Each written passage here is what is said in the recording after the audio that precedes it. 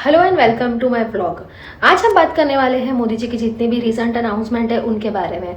तो आजकल अगर आप गवर्नमेंट की जितनी भी अनाउंसमेंट हो रही है उस पर ध्यान देंगे तो आपको करीबी से एक बात पता चलेगी कि फ्यूल पे डिस्कशन हो रहा है, गोल्ड के इम्पोर्ट पर डिस्कशन हो रहा है, डोमेस्टिक मैन्युफैक्चरिंग पुश हो रही है, even self reliant India push हो रहा है एंड लग्जरी स्पेंडिंग पैटर्न भी एक ऑब्जर्व हो रही है। अब कई लोग इन्हें अलग अलग न्यूज समझ रहे हैं, बट मुझे लगता है कि ये एक बहुत बड़ा इकोनॉमिक ट्रिगर है। बिकॉज मुझे ऐसे लगता है कि स्लोली गवर्नमेंट इंडिया को कंजम्पशन इकोनॉमी से प्रोडक्टिव इकोनॉमी का एक पार्ट बनाना चाहती है एंड इसका डायरेक्ट इनडायरेक्ट जो इम्पैक्ट है वो रियल एस्टेट पे भी आएगा। बिकॉज जब फ्यूल पॉलिसीज टाइटन होती है तब जो इम्पोर्ट एक्सपोर्ट होता है उस पर भी ये सारे चार्जेस एप्लीकेबल होते हैं एंड इसकी वजह से लॉजिस्टिक कॉस्ट भी इम्पैक्ट होता है, जैसे कि कंस्ट्रक्शन, सीमेंट, स्टील, ये सब पे भी अफेक्ट होता है। और इनका जो एंड अफेक्ट है वो एंड बायर पे भी आता है। बिकॉज जब ये सारी कॉस्टिंग बढ़ती है तो प्रॉपर्टी के प्राइसेस भी बढ़ेंगे एंड घर की प्राइस है वो भी बढ़ेगी। तो इसका जो अफेक्ट है वो कहीं ना कहीं एंड यूजर पे भी आएगा। एंड इतना ही नहीं, आप अगर ध्यान से एक पैटर्न ऑब्जर्व करोगे तो इंडिया में अभी अफोर्डेबल होम बनाना बहुत ही इम्पॉसिबल हो गया है। बहुत कम ही रेंज में अफोर्डेबल हाउसेस बन रहे हैं। मैं खुद अहमदाबाद से हूँ and I don't think so कि मैंने अभी कहीं पे 2 BHK 1 BHK बनते हुए देखे हैं रिसेंट ईयर्स में and same pattern Mumbai and Delhi में भी फॉलो हो रहा है।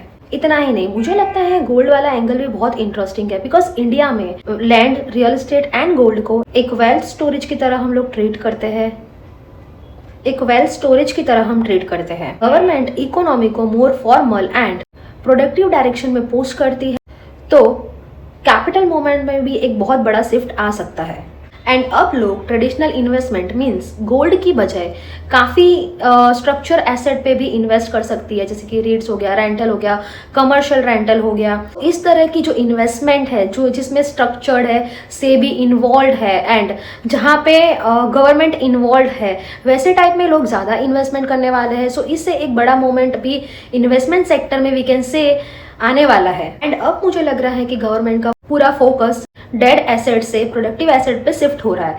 बिकॉज अगर आप देखोगे तो रियल एस्टेट में अभी रिसेंटली इतनी हलचल हो रही है कि गवर्नमेंट को manufacturing, industrial and warehouse business infrastructure इतने पुश हो रहे हैं क्योंकि जॉब्स क्रिएट होगी तो इकोनॉमी क्रिएट होगी, इकोनॉमी क्रिएट होगी तो सिटी ग्रो करेगी एंड सिटी ग्रो करेगी तो रियल एस्टेट ऑटोमेटिकली मूव होने वाला ही है। एंड मुझे पर्सनली ये लगता है कि अब रियल एस्टेट में रेसिडेंशियल या कमर्शियल ही एक स्टोरी नहीं रही है। अब बात आती है रेट्स पे, स्ट्रक्चर्ड एसेट पे, cash flow asset, manage income property पे, वेयर हाउसिंग पे एंड इंडस्ट्रियल रियल एस्टेट पे। Because people are moving for the structure asset.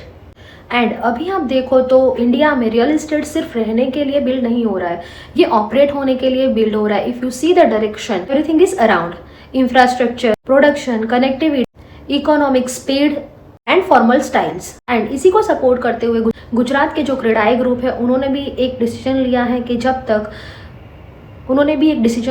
30 जून तक वो लोग कोई भी प्राइस नहीं बढ़ाएंगे रियल एस्टेट में, जबकि सीमेंट की प्राइस बढ़ गई है एंड जितने भी मटेरियल्स यूज होते हैं कंस्ट्रक्शन में उन सब की प्राइस बढ़ गई है। सो अभी जो शिफ्ट आने वाला है उसमें ऑलमोस्ट 20% प्राइस बढ़ने वाले हैं रियल एस्टेट में।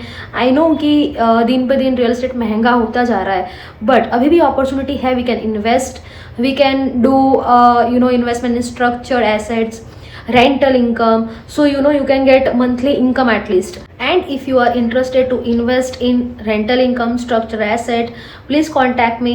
I have attached my IG link where you can drop your contact details and I'll call you. Thank you. Bye bye.